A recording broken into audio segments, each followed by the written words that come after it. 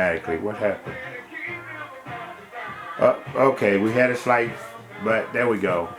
Um, Tom Porter is actually my cousin. We're back here, part two of our conversation with Tom Porter. So, I mean, you were started talking about Chuck D.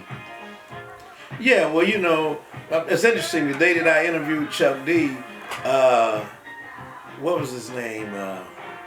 Professor Griff was over at this right wing newspaper uh, talking about Jews, and that's when the group separated from him, And but he was supposed to have been in the studio with Chuck D, So sometimes you can be in the wrong place At the wrong at time. the wrong time.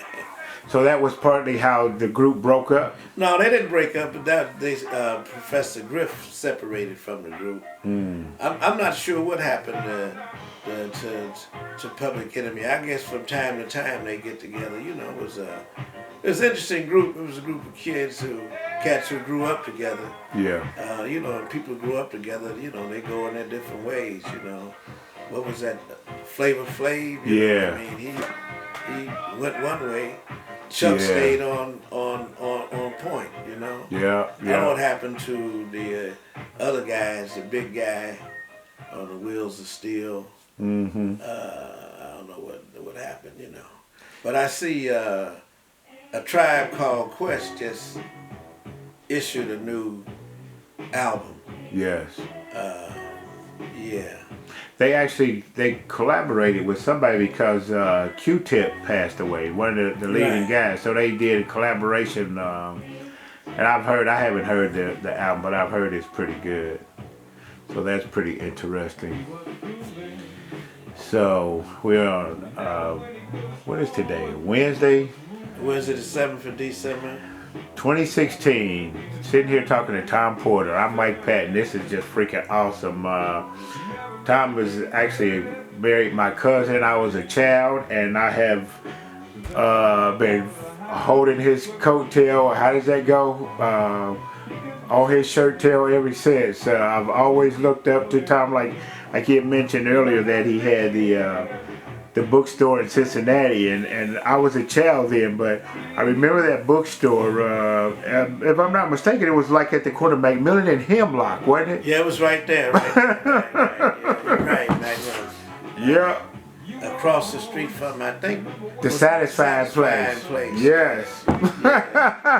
Yeah. Black Art Studio. It was Rap Brown did a press conference there. Amiri Baraka was then known as Leroy Jones, did an autograph party.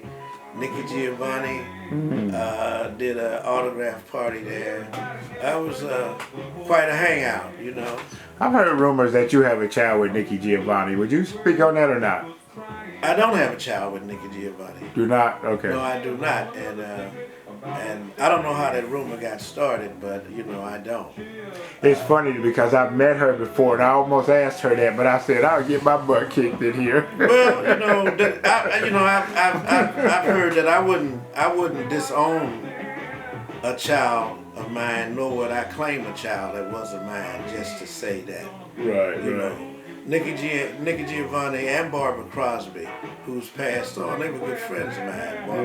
Barbara and I went to high school together.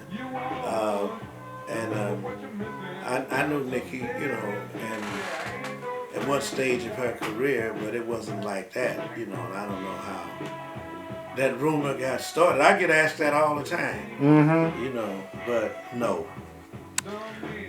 Where did you go to high school at? Walnut Hills High School. Oh, you went to Walnut Hills. Oh, you a brainiac. Well, most people think I went to Taft because I was at Taft more than I was at Walnut Hills. Oh. Yeah. Well, Taft was a lot different back then than what it is today. Well, I lived across the street from Taft. I lived across the street before Taft was built.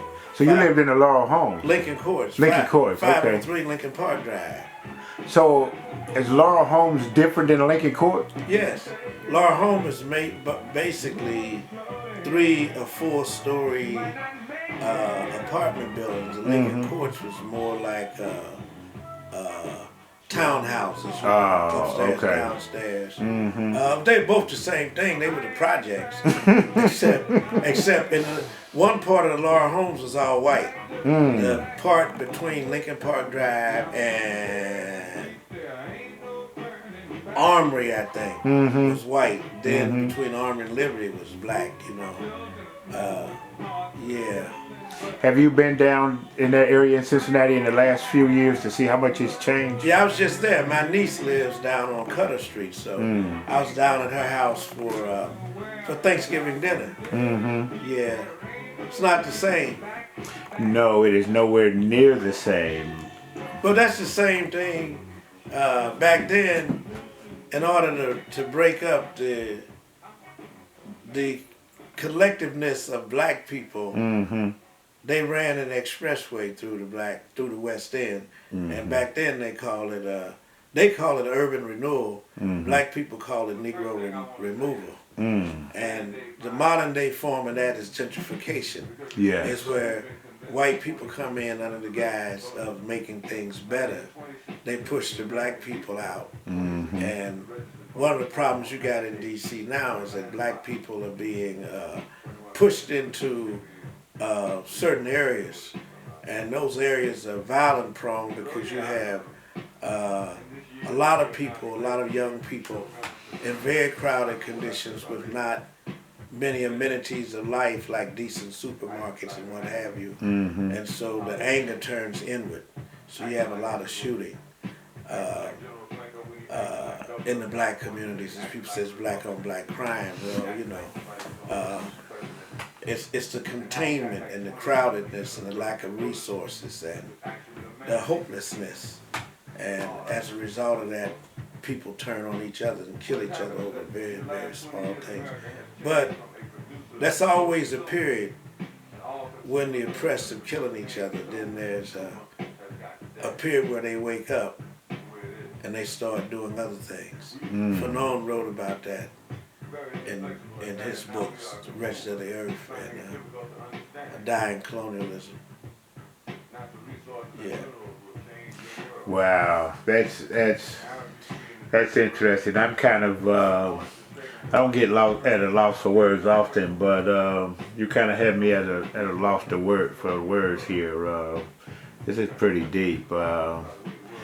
And now for y'all listening to this, now you see why I've always been on his coattails. Well, I was on somebody's coattails too.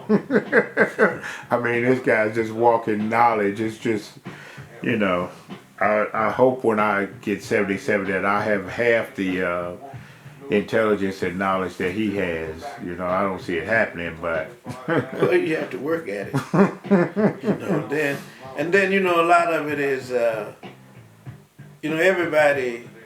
Everybody has some kind of gift, I think, and obviously,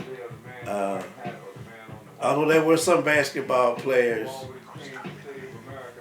my age, my size, but not many, and there certainly weren't that many football players, so I guess the creator said, this is a little Negro, I'll give him a brain.